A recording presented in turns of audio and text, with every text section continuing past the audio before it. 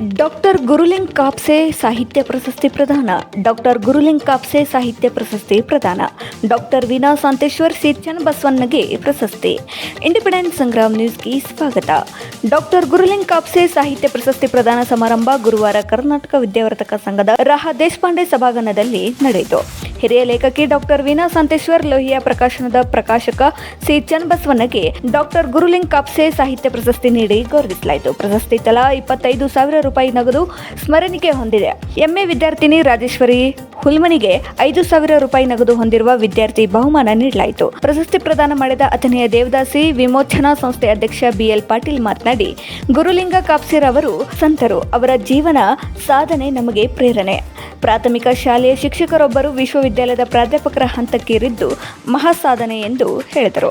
ಸ್ತ್ರೀ ಶೋಷಣೆ ವಿರುದ್ಧ ಡಾಕ್ಟರ್ ವೀಣಾ ಅವರು ಬರೆದ ಪುಸ್ತಕಗಳನ್ನು ನನ್ನ ಮೇಲೆ ಪ್ರಭಾವ ಬೀರಿದ್ದರಿಂದ ದೇವದಾಸಿಯರ ಶ್ರೇಯೋಭಿವೃದ್ಧಿಗೆ ಕಾರ್ಯೋತ್ಮಕನಾದೆ.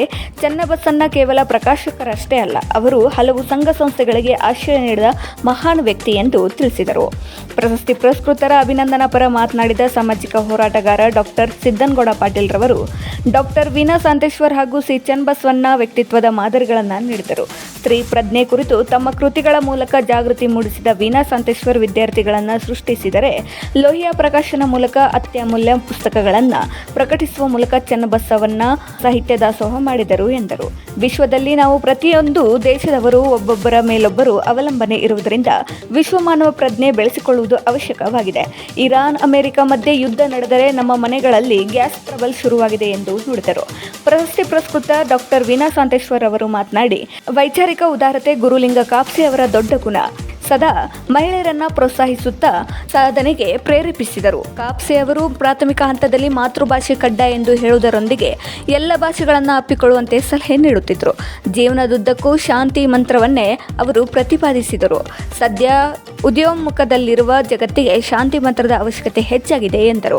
ಸಿ ಚನ್ನಬಸವಣ್ಣರವರು ಮಾತನಾಡಿ, ಲೋಹಿಯಾ ಸಿದ್ಧಾಂತವನ್ನ ಯುವ ಜನಾಂಗಕ್ಕೆ ತಲುಪಿಸುವುದು ನಮ್ಮ ಮೂಲ ಉದ್ದೇಶವಾಗಿದೆ. ಚಿಂತನಾ ಲಹರಿ ಸರಿ ಇದ್ದರೆ, ಬದ್ಧತೆ ಇದ್ದರೆ ನಾವು ಅಂದುಕೊಂಡಿದ್ದನ್ನು ಸಾಧಿಸಲು ಸಾಧ್ಯ. ಸಾಹಿತ್ಯದ ಪರಿಚಾರಕನಾದ ನನಗೆ ಪ್ರಶಸ್ತಿ ಸಂದಿರುವುದು ಖುಷಿ ನೀಡಿದೆ ಎಂದು ಹೇಳುವುದರೊಂದಿಗೆ ತಮ್ಮ ಪ್ರಶಸ್ತಿ ಮೊತ್ತವನ್ನು 5,000 ರೂಪಾಯಿ ವಿದ್ಯಾರ್ಥಿ ಬಹುಮಾನಕ್ಕೆ ನೀಡುವುದಾಗಿ ಹೇಳಿದರು. ಚಂದ್ರಕಾಂತ್ ಬೆಲ್ಲದ್ರವರು ಕಾರ್ಯಕ್ರಮದ ಅಧ್ಯಕ್ಷತೆ ವಹಿಸಿದ್ದರು. ಡಾಕ್ಟರ್ ಬಸವರಾಜ್ ಸಾದರ್ ಪ್ರಾಸ್ತಾವಿಕವಾಗಿ ಮಾತನಾಡಿದರು. ಡಾಕ್ಟರ್ ವೀರಣ್ಣ ರಾಜೂರ್ ಉಪಸ್ಥಿತಿ ಇದ್ದರು. ಸತೀಶ್ ತುರ್ಮರಿ ಎಲ್ಲ ಗಣ್ಯರನ್ನ ಸ್ವಾಗತಿಸಿದರು. ಶಂಕರ್ ಹಲ್ಗತ್ತಿ ಕಾರ್ಯಕ್ರಮವನ್ನು ನಿರೂಪಿಸಿದರು. ಶಂಕರ್ ಕುಂಬಿ ವಂದಿಸಿದರು. ಪೂಜ್ಯನೀಯ ದಿ ಡಾಕ್ಟರ್ ಗುರುಲಿಂಗ ಕಾಪ್ಸೆ ಮಕ್ಕಳು ಶ್ರೀ ಚಂದ್ರಶೇಖರ್ ಕಪಾಸೆ, ಉಷಾ ಕಾಪ್ಸೆ, ರವಿ ಕಾಪ್ಸೆ ಸೊಸೆ ಡಾಕ್ಟರ್ ಜ್ಯೋತಿ ಕಾಪ್ಸೆ, ಮೊಮ್ಮಗ ಸಂಕಲ್ಪ ಕಾಪ್ಸೆ ಕಾರ್ಯಕ್ರಮದಲ್ಲಿ ಉಪಸ್ಥಿತರಿದ್ದರು. ಮಗಳಾದ ಶಶಿಕಲಾ ನಿಂಬಾಳ್ ಅಮೆರಿಕ ಆನ್ಲೈನ್ದಲ್ಲಿ ಭಾಗಿಯಾಗಿದ್ದರು.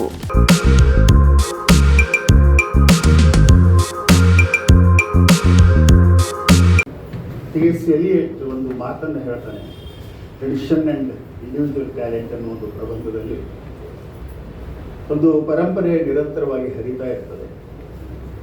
ಬಹಳ ದೂರದಿಂದ ಹರ್ಕೊಂಡು ಬಂದಂಥ ಆ ಪರಂಪರೆಗೆ ಆಯಾ ಕಾಲದ ವಿದ್ವಜ್ಜನರು, ನಿಮಗೆಲ್ಲ ಆಶ್ಚರ್ಯ ಆಗ್ಬೋದು, ದನ ಕಾಯೋದ್ರ ಮೂಲಕ ಬದುಕನ್ನು ಆರಂಭಿಸ್ತಾರೆ. ದನ ಕಾಯೋದು, ಕೃಷಿ ಮಾಡೋದು, ಅವರ ಕುಟುಂಬದ ಮೂಲ ವೃತ್ತಿ ಬಟ್ಟೆ ಮಾರೋದಿರ್ತದೆ. ಬಟ್ಟೆ ಮಾರ್ತಾ ಮಾರ್ತಾ ಅವರು ಬಟ್ಟೆಯನ್ನು ತೋರಿಸೋದಕ್ಕೆ ದೊಡ್ಡ ಒಂದು ಪರಂಪರೆ ಇದೆ.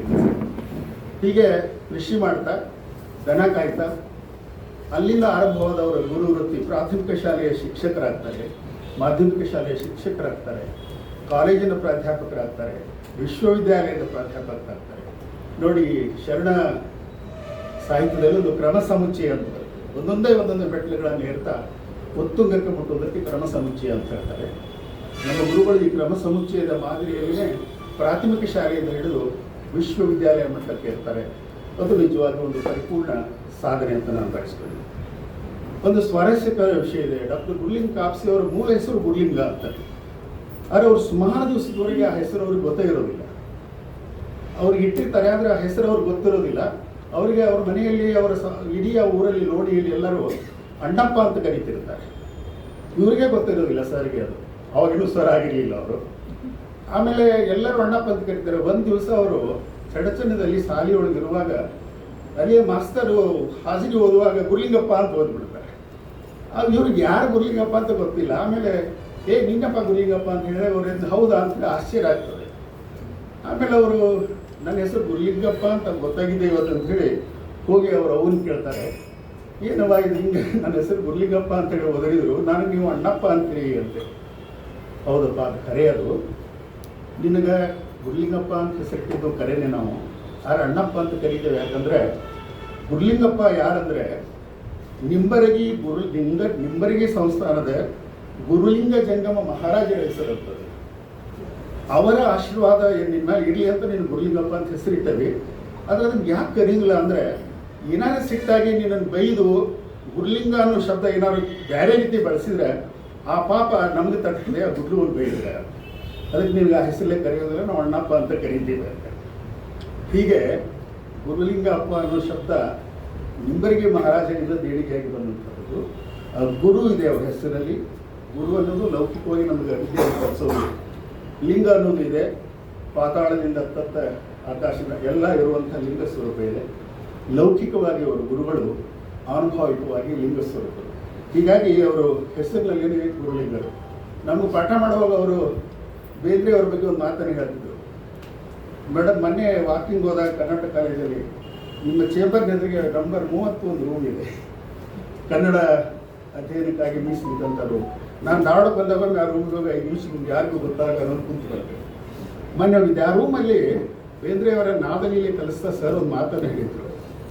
ಯಾರೊಬ್ಬರು ಬೇಂದ್ರೆ ಅವ್ರಿಗೆ ಕೇಳ್ತಾರೆ, ಏನು ಸರ್ ಇಷ್ಟೆಲ್ಲ ಬರೆದಿರಿ ನೀವು, ಜ್ಞಾನಪೀಠ ಎಲ್ಲ ಡಾಕ್ಟರೇಟ್ ಯಾಕೆ ಮಾಡಿಲ್ಲ ನೀವು ಅಂತ ಕೇಳ್ತಾರೆ.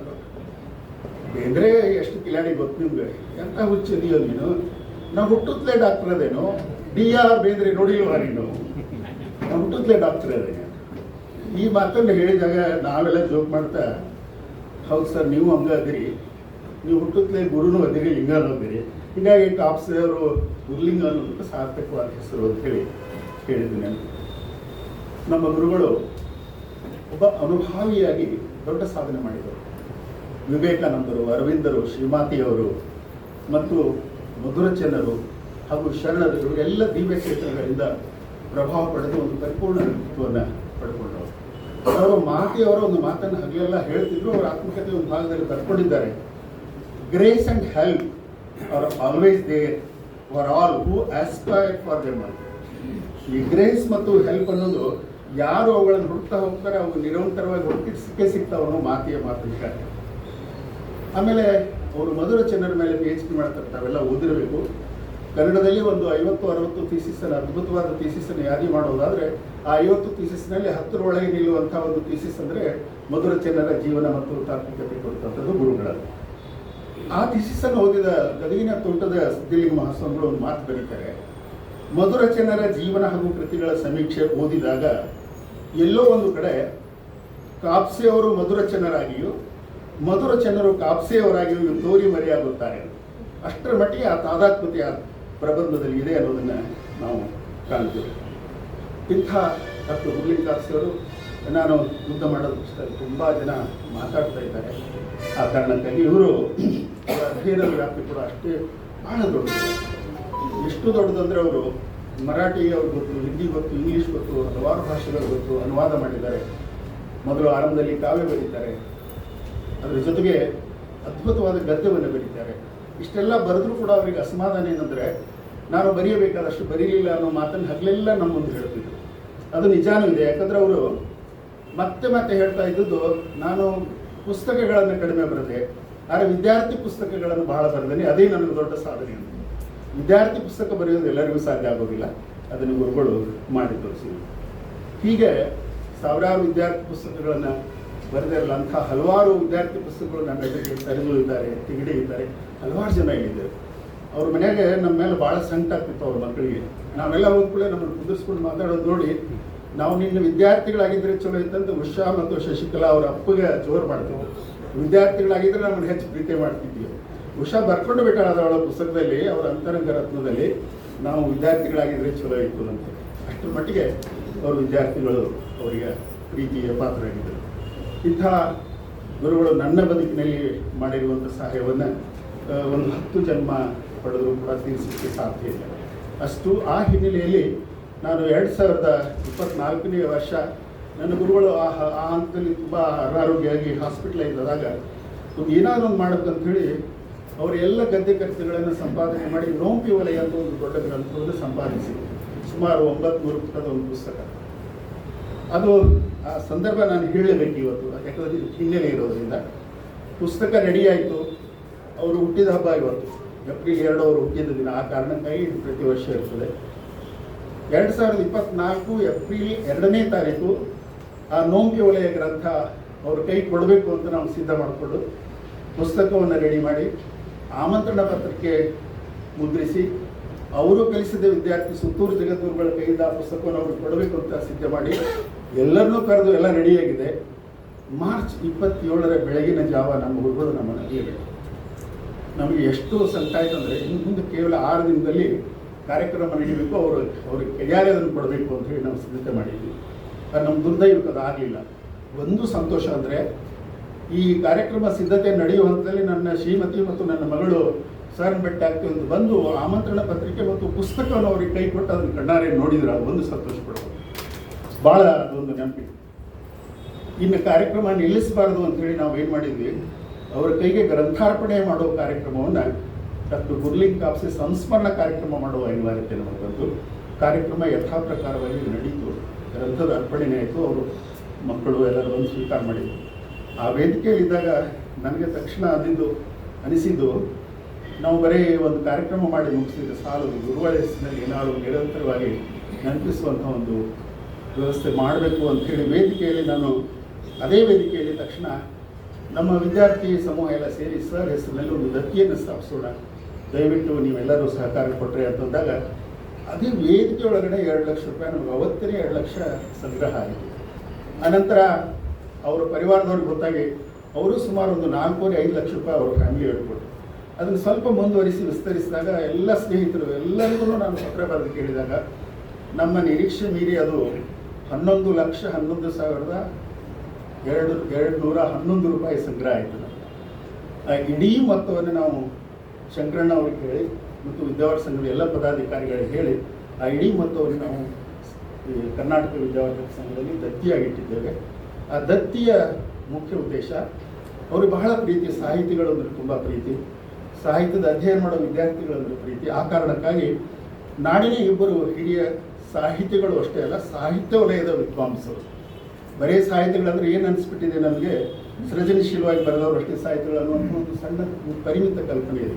ಸಾಹಿತ್ಯದ ಪರಿಚಾರಕ್ಕೆ ಕೂಡ ಅದರಲ್ಲಿ ಸೇರ್ತದೆ ಅನ್ನೋ ಉದ್ದೇಶದಿಂದ ಒಟ್ಟಾರೆ ಸಾಹಿತ್ಯ ಕ್ಷೇತ್ರದಲ್ಲಿ ಸೇವೆ ಸಲ್ಲಿಸುವವರಿಗೆ ಇದನ್ನು ಕೊಡೋಣ, 25,000 ಪ್ರಶಸ್ತಿಯನ್ನು ಅಂತ ಹೇಳಿ ನಿರ್ಧಾರ ಮಾಡಿ ಮುಂದಿನ ವರ್ಷದನೇ ಅದು ಕಾರ್ಯಗತ ಆಯಿತು. ಹೋದ ವರ್ಷ ಮೊದಲನೇ ವರ್ಷದ ಪ್ರಶಸ್ತಿಯನ್ನು ನಾವು ಈ ನಾಡಿನ ಹೆಸರಾಂತ ಕವಿಗಳಿದ್ದರು ಪ್ರೊಫೆಸರ್ ಮಾರುತಿ ಪ್ರಶಸ್ತಿ ಹಾಗೂ ಪ್ರೊಫೆಸರ್ SC ಸಿದ್ದರಾಮಯ್ಯ ಅವರಿಗೆ ಕೊಟ್ವಿ. ಇದು 2ನೇ ವರ್ಷದ ಪ್ರಶಸ್ತಿ.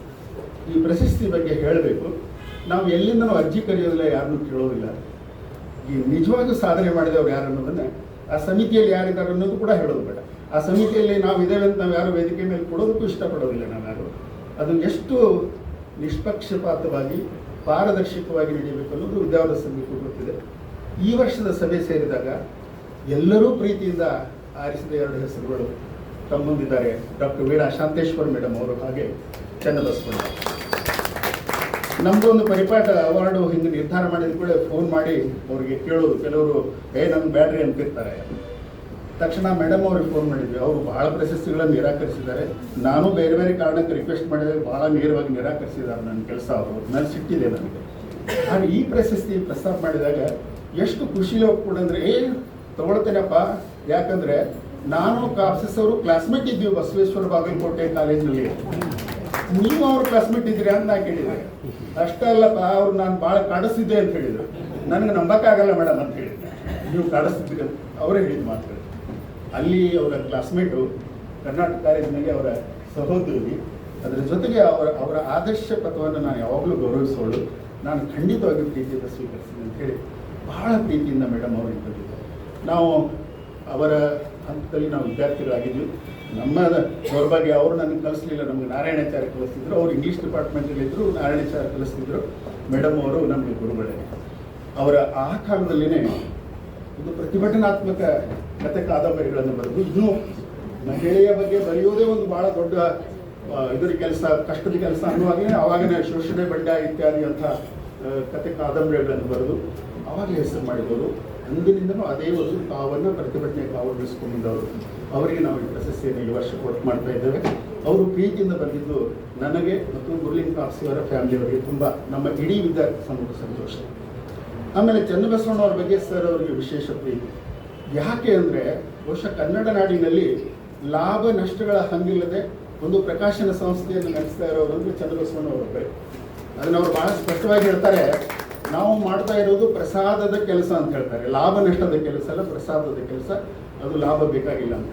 ಕನ್ನಡ ನಾಡಿನಲ್ಲಿ 200ಕ್ಕೂ ಹೆಚ್ಚು ಗ್ರಂಥಗಳನ್ನು ಸಣ್ಣ ಬರಹಗಾರರಿಂದ ದೊಡ್ಡ ಬರಹಗಾರರವರೆಗೆ ಎಲ್ಲರ ಕೃತಿಗಳನ್ನು ಪ್ರಕಟಿಸಿ, ಅದು ಗಟ್ಟಿಯಾದ ಲೋಹಿಯಾ ಸಿದ್ಧಾಂತಕ್ಕೆ ಗಟ್ಟಿಯಾಗಿ ಹತ್ತಿಕೊಂಡು ಬರೆದಂಥ ಒಂದು ಬದ್ಧವಾದಂಥ ಒಂದು ಸಮಾಜವಾದಿ ನಿಲುವಿನ ಪ್ರಕಾಶನ. ಆ ಮೂಲಕ ಕನ್ನಡ ಪುಸ್ತಕಗಳಿಗೆ ದೊಡ್ಡ ಒಂದು ವ್ಯಾಪ್ತಿಯನ್ನು ಕೊಟ್ಟವರು. ಅವರ ಹೆಚ್ಚು ಕಡಿಮೆ ಎಲ್ಲ ಪುಸ್ತಕಗಳು ರಾಜ್ಯ ಮತ್ತು ರಾಷ್ಟ್ರ ಮಟ್ಟದ ಪ್ರಶಸ್ತಿಗಳನ್ನು ಪಡೆದರು. ಅಂಥ ಅಣ್ಣನಿಗೆ ಗುರುಗಳ ಪ್ರಶಸ್ತಿ ಕೊಡೋದು. ಇದರ ಜೊತೆಗೆ ನಾವು ಇನ್ನೊಂದು ಏನು ಮಾಡಿದ್ವಿ ಅಂದರೆ, ಕನ್ನಡ ಅಧ್ಯಯನ ಪೀಠದಲ್ಲಿ ಹೆಚ್ಚು ಅಂಕಗಳನ್ನು ತಗೊಂಡು MA ಪ್ರವೇಶ ಪಡೀತಾರಲ್ಲ, ಯಾಕಂದರೆ ಗುರುಗಳು ಕನ್ನಡ ಅಧ್ಯಯನ ಪೀಠದಲ್ಲಿ ಪ್ರಾಧ್ಯಾಪಕರಾಗಿದ್ದವರು. ಅಲ್ಲಿಯ ಒಬ್ಬ ವಿದ್ಯಾರ್ಥಿಗೆ ಅವರ ವಿದ್ಯಾಭ್ಯಾಸಕ್ಕೆ ಅನುಕೂಲ ಆಗಲಿ ಅಂತ ಹೇಳಿ 5,000 ರೂಪಾಯಿಗಳದ್ದು ಕ್ಯಾಶ್ ಪ್ರೈಸನ್ನು ಕೊಡೋದು ನಿರ್ಧಾರ ಮಾಡಿದೆ. ಸೊ ಈ ವರ್ಷದಿಂದ ಅದು ಆರಂಭ ಆಗ್ತಾಯಿದೆ. ಹೋದ ವರ್ಷ ಇನ್ನೂ ಆರಂಭ ಆಗಿರಲಿಲ್ಲ. ರಾಜೇಶ್ವರಿ ಗುಲ್ಮನಿ ಅವರು MA ಕನ್ನಡ ಮೊದಲನೇ ವರ್ಷ ಓದ್ತಾ ಇರುವಂಥ ನನ್ನ ಸಹೋದರಿ, ಅವರಿಗೆ 5,000 ರೂಪಾಯಿಯ ಬಹುಮಾನವನ್ನು ಅವರ ವಿದ್ಯಾಭ್ಯಾಸದ ಜೀವನ ಆರಾಮಾಗಿ ನೀಡಲಿ ಅಂತ ತಂದು ಕೊಡ್ತಾರೆ. ಹೀಗೆ ಇಷ್ಟು ಸ್ವಲ್ಪ ಉದ್ದನೆ ಆಯಿತು, ಹೇಳಬಾರ್ದಿತ್ತು. ಇಷ್ಟು ಒಂದು ಹಿನ್ನೆಲೆಯಲ್ಲಿ ನಾವು ಇಟ್ಟಂಥ ಈ 11,000+ ದತ್ತಿಗಳ ಹಿನ್ನೆಲೆಯಲ್ಲಿ ಪ್ರತಿ ವರ್ಷ ಈ ಕಾರ್ಯಕ್ರಮ ನಡೀತದೆ. ಈ ವರ್ಷದ ಕಾರ್ಯಕ್ರಮ ನನಗೆ ನಿಜವಾಗೂ ಭಾಳ ಸಂತೋಷ ಆಗಿದೆ. ಏನಂದರೆ, ಈ ವೇದಿಕೆಯಲ್ಲಿ ಇರೋರದಾರಲ್ಲ, ಉಳಿದವ್ರ ಬಗ್ಗೆನೇ ಇರಲಿ, ಈ ವೇದಿಕೆಯಲ್ಲಿ ಇರೋರು ಕನ್ನಡ ನಾಡಿಗೆ ಅತ್ಯಂತ ಬದ್ಧತೆಯಿಂದ ಕೆಲಸ ಮಾಡೋರು ಇವತ್ತಿನ ವೇದಿಕೆಯಲ್ಲಿದ್ದಾರೆ. BL ಪಾಟೀಲ್ ಸರ್ ಗೊತ್ತು ನಿಮಗೆ, ವಿಮೋಚನಾ ದೇವದಾಸಿ ಸಂಸ್ಥೆ ಮೂಲಕ ಎಷ್ಟು ಜನರಿಗೆ ಅವರು ಬದುಕನ್ನು ಕೊಟ್ಟಿದ್ದಾರೆ ಅನ್ನೋದು, ಮತ್ತು ಯಾವುದೇ ಒಂದು ಲಾಭದ ಆಸೆ ಇದೆ. ಅಣ್ಣ ಪ್ರಕಾಶನ ಸಂಸ್ಥೆ ಮೇಡಮ್ ಅವರು ಸಾವಿರಾರು ವಿದ್ಯಾರ್ಥಿಗಳಿಗೆ ಪಾಠ ಕಲಿಸಿದವರು. ರಾಜು ಸರ್, ನಮ್ಮ ಸಿದ್ದನಗೌಡರಂತೂ ಬಿಡಿ, ನಾವು ವಿದ್ಯಾರ್ಥಿ, ನನಗಿನ ಒಂದಷ್ಟು ಜೂನಿಯರ್, ಅವತ್ತಿನಿಂದ ಯಾವುದೊಂದು ಪ್ರತಿಭಟನೆ ಕಾವನ್ನು ಉಳಿಸ್ಕೊಂಡಾರೆ, ಇವತ್ತಿಗೂ ಹಾಗೆ ಇದ್ದಾರೆ. ಅಂಥ ಒಬ್ಬ ವ್ಯಕ್ತಿ ಇದ್ದಾರೆ. ನಮ್ಮ ಗುರುಲಿಂಗ ಕಾಪ್ಸೆ ಸರ್ ಹಿರಿಯ ಮಗ ಚಂದ್ರಶೇಖರ್ ಇದ್ದಾರೆ, ಅವರ ಮಗಳು ಉಷಾ ಇದ್ದಾರೆ. ಅಮೇರಿಕೆಯಲ್ಲಿ ಕೂತ್ಕೊಂಡು ಅವರ ಮಗಳು ಶಶಿಕಲಾ ಈಗ ನಮ್ಮೆಲ್ಲ ಕಾರ್ಯಕ್ರಮವನ್ನು ನೋಡ್ತಾ ಇದ್ದಾರೆ. ಆಮೇಲೆ ಅವರ ಮಗ ರವಿ ಬಂದಿದ್ದಾರೆ, ಅವರ ಫ್ಯಾಮಿಲಿಯವರು ಬಂದಿದ್ದಾರೆ. ಎಲ್ಲರೂ ಅತ್ಯಂತ ಸಂತೋಷದಿಂದ ನಾವು ಈ ಕಾರ್ಯಕ್ರಮದಲ್ಲಿ ಪಾಲ್ಗೊಂಡಿದ್ದೇವೆ. ಈ ಸಂತೋಷ, ಗುರುಗಳ ಹೆಸರಿನ ಈ ಸಂತೋಷ ನಿರಂತರವಾಗಿ ನಡೀತಾ ಇರಲಿ. ಇಂಥ ಕಾರ್ಯಕ್ರಮ ನೀವೆಲ್ಲ ಪಾಲ್ಗೊಂಡಿದ್ದೀರಿ. ಗುರುಲಿಂಗ ಕಾಪ್ಸೆ ದತ್ತಿಯ ಒಟ್ಟು ಒಂದು ಸಂಸ್ಥೆ ಇದೆ, ಅನಾಮಧೇಯ ಸಂಸ್ಥೆ. ಅವರೆಲ್ಲರ ಪರವಾಗಿ ನಿಮಗೆ ಆತ್ಮೀಯವಾದ ಸ್ವಾಗತವನ್ನು ಕೋರ್ತೇನೆ. ಮತ್ತೊಮ್ಮೆ ನಿಮ್ಮೆಲ್ಲರಿಗೂ ನಮಸ್ಕಾರ. ಡಾಕ್ಟರ್ ಕಾಪ್ಸೆಯವರು ಸಾವಿರಾರು ನಾನು ಜಾಸ್ತಿ ಪುಸ್ತಕ ಬರಲಿಲ್ಲ, ಸಾವಿರಾರು ವಿದ್ಯಾರ್ಥಿಗಳನ್ನು ಅವೇ ನನ್ನ ಪುಸ್ತಕಗಳು ಅಂತ ಹೇಳಿದರು. ಅವರ ಒಳ್ಳೆಯ ಪುಸ್ತಕಗಳಲ್ಲಿ ಇವರೆಲ್ಲ ಇದ್ದಾರೆ, ಕೆಟ್ಟ ಪುಸ್ತಕಗಳಲ್ಲಿ ನಾನು ಓದ್ತೀನಿ. ಯಾಕಂದರೆ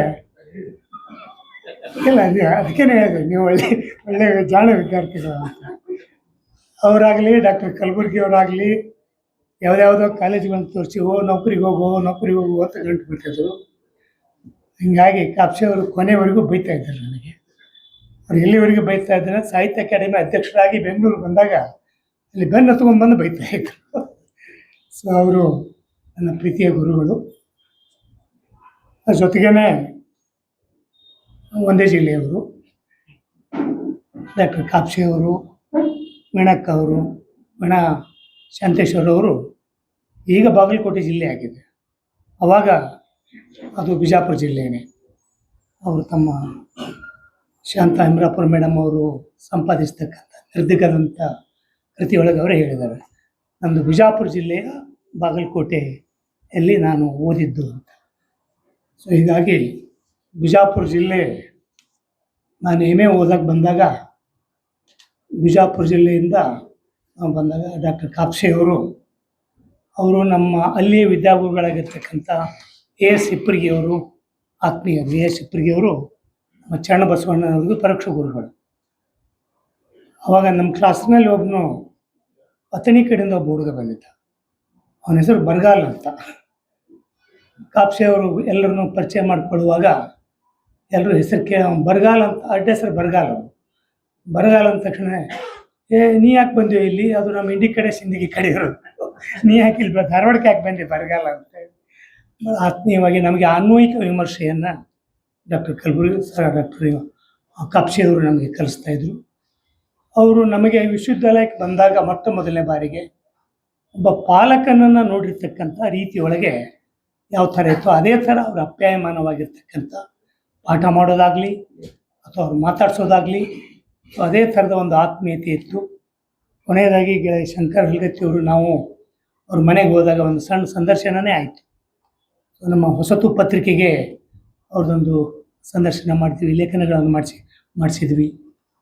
ಸೊ ಅವರು ನಮಗೆಲ್ಲರಿಗೂ ಧಾರವಾಡದಲ್ಲಿ ವ್ಯಕ್ತಿತ್ವದ ಮಾದರಿಗಳನ್ನು ಕೊಟ್ಟರು. ಒಂದು ವ್ಯಕ್ತಿತ್ವ ಅಂದರೆ ಹೀಗಿರಬೇಕು ಅಂತ ಅವರಾಗಲಿ, ಕಲಬುರ್ಗಿ ಅವರಾಗಲಿ, ಚಂಪಾ ಅವರಾಗಲಿ, ಈ ಥರದ ಹಲವಾರು ಜನ ಇವತ್ತು ನಮ್ಮ ಜೊತೆ ಇಲ್ಲ ಅಂದರೂ ಸಹಿತ ಅವರ ಮಾರ್ಗದರ್ಶನ ನಮ್ಮ ಜೊತೆ ಇದೆ. ಅಂಥ ಗುರುಗಳ ದತ್ತಿ ಕಾರ್ಯಕ್ರಮವನ್ನು ಡಾಕ್ಟರ್ ರಾಜೂರು ಗುರುಗಳು ಹಲ್ಗತ್ತಿಯವರು ಸಾದರ್ ಅವರು ಹೇಳಿದಾಗ ನಾನು ಖಂಡಿತ ಎಲ್ಲೇ ಇದ್ದರೂ ಬಂದು ಈ ಕಾರ್ಯಕ್ರಮಕ್ಕೆ ಅಟೆಂಡ್ ಆಗ್ತೀನಿ ಅಂತ ಹೇಳಿ, ಮತ್ತು ಗುರುಗಳು ತೀರಿ ಹೋದಾಗ ನಾನು ಇರಲಿಲ್ಲ, ದೂರದಲ್ಲಿದ್ದೆ, ಔಟ್ ಆಫ್ ಸ್ಟೇಟ್ ಇದ್ದೆ, ಹೀಗಾಗಿ ಅಟೆಂಡ್ ಆಗೋಕ್ಕಾಗಿರಲಿಲ್ಲ. ಸೊ ಒಂದು ಅಂಥ ಗುರುಗಳ ಒಂದು ಹೆಸರಿನೊಳಗೆ ದತ್ತಿಯ ಪ್ರಶಸ್ತಿಯನ್ನು ಸ್ವೀಕರಿಸ್ತಾ ಇರತಕ್ಕಂಥ ಇಬ್ಬರು ವ್ಯಕ್ತಿತ್ವಗಳು, ವೀಣಾ ಶಾಂತೇಶ್ ಅವರಾಗಲಿ ಅಥವಾ ನಮ್ಮ ಚನ್ನಬಸವಣ್ಣನವರಾಗಲಿ, ಇವರಿಬ್ಬರಿಗೂ ಎರಡೆರಡು ದಿನ ಇವ್ರ ಬಗ್ಗೆ ಮಾತನಾಡಿದರೂ ಕಡಿಮೆ. ಅವರ ನಿರ್ದಿಗಂತ ಅಭಿನಂದನಾ ಗ್ರಂಥವನ್ನು ನೋಡಿದಾಗ ಅವರ ವ್ಯಾಪ್ತಿ ಭಾಳ ದೊಡ್ಡದು. ಹಾಗೆಯೇ ಚನ್ನಬಸವಣ್ಣ ಕರ್ನಾಟಕದ ಲೋಹಿಯಾ ಪ್ರಕಾಶನದ ಮೂಲಕ ಕರ್ನಾಟಕದ ಮೂಲೆ ಮೂಲೆಗೆ ಸಾಹಿತ್ಯದ ದಾಸೋಹವನ್ನು ಮಾಡಿದ್ರು. ಸೊ ಇವ್ರ ಬಗ್ಗೆ 2 ದಿನ ಮಾತನಾಡಿದರೂ ಸಾಕಾಗೋದಿಲ್ಲ. ಸೊ ಅಂಥದ್ರಲ್ಲಿ ನಾವು 2 ತಾಸು, ಅದರೊಳಗೆ ನಾನು 20 ನಿಮಿಷ ಅಂತ ಹೇಳಿದ್ದಾರೆ. 20 ನಿಮಿಷ ಮುಗಿಸ್ಬೇಕು ಅಂತ ಹಲ್ಗತ್ತಿ ಅವರು ವಾರ್ನ್ ಮಾಡಿದ್ದಾರೆ. ಇಲ್ಲಿ ಮೊದಲನೇದಾಗಿ ಡಾಕ್ಟರ್ ವೀಣಾ ಶಾಂತೇಶ್ವರ ಅವರಿಗೂ ಮತ್ತು ಚನ್ನಬಸವಣ್ಣನವರಿಗೂ ನಾನು ಈ ದತ್ತಿಯ ಪ್ರಶಸ್ತಿಯನ್ನು ಸ್ವೀಕರಿಸಿದ್ದಕ್ಕಾಗಿ ಕನ್ನಡದ ನಾಡಿನ ಓದುಗರು, ಸಾಹಿತ್ಯಾಸಕ್ತರ ಪರವಾಗಿ ನಿಮ್ಮಿಬ್ಬರಿಗೂ ಅಭಿನಂದನೆಗಳನ್ನು ಈ ಮೂಲಕ ಸಲ್ಲಿಸ್ತೀನಿ.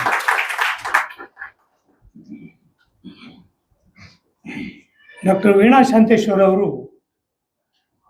ಅವರು ಸ್ತ್ರೀ ಶೋಷಣೆಯ ವಿರೋಧಿ ಬರಹಗಾರ್ತಿ ಅಂತಲೇ ಎಲ್ಲ ವಿಮರ್ಶಕರಿಂದ ಕರೆಸಿಕೊಂಡರು ಮತ್ತು ಹಲವಾರು ವಿಮರ್ಶಕರಿಂದ ತಗಲಿಸಿಕೊಂಡರು. ಅವರು ತಮ್ಮ ನಿರ್ದಿಗಂತ ಕೃತಿಯಲ್ಲಿ ಬರೀತಾರೆ,